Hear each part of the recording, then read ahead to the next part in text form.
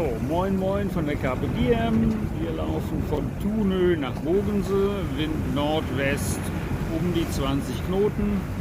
Also ein bisschen Speed drauf. Speed über Grund haben wir im Moment 7,5 bis 8 Knoten.